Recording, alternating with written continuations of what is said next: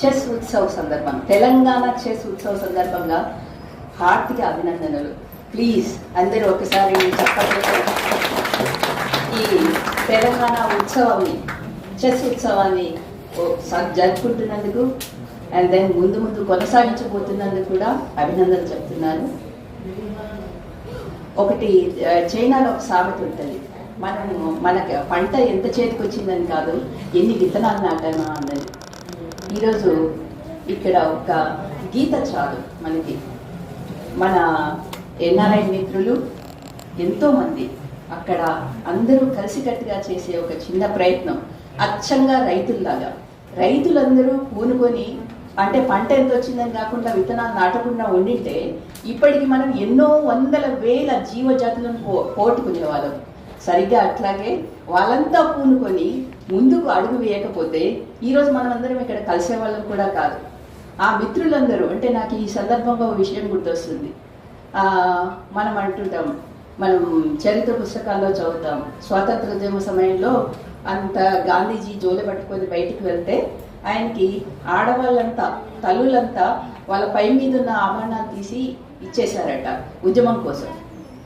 కానీ తెలంగాణలో తల్లులందరూ వాళ్ళ పిల్లల్నే విరాళంగా ఇచ్చి తెలంగాణని సాధించుకున్నారు. వందల వేల మంది పిల్లలు తెలంగాణ కోసం, కలలు కన్న తెలంగాణ కోసం తల్లులు విరాళంగా ఇచ్చేశారు. అలాంటి తల్లులకి తామేం చేయగలరు? ఎందుకంటే తల్లులకి ఇచ్చే వాళ్ళకు తాము చూపించే గ్రాటిట్యూడ్ ఎలా ఉండాలి అనే ఒక చిన్న ఆలోచనల నుంచి ఇలాంటి ఒక ఆలోచన వచ్చిందని నేను అనుకుంటున్నాను. ఎందుకంటే భవిష్యత్తు తరాలను తయారు చేసే వాళ్ళు తల్లులు. ఆ తల్లులకు కావాల్సింది ఏంటి?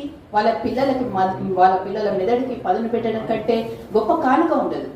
ఇప్పుడు మనం చూస్తుండొచ్చు, ఇక్కడ కనిపించే ఈ చిన్న చెస్ బోర్డు, ఇదేం చేస్తుందే, చిన్న ఆట అనుకోవచ్చు.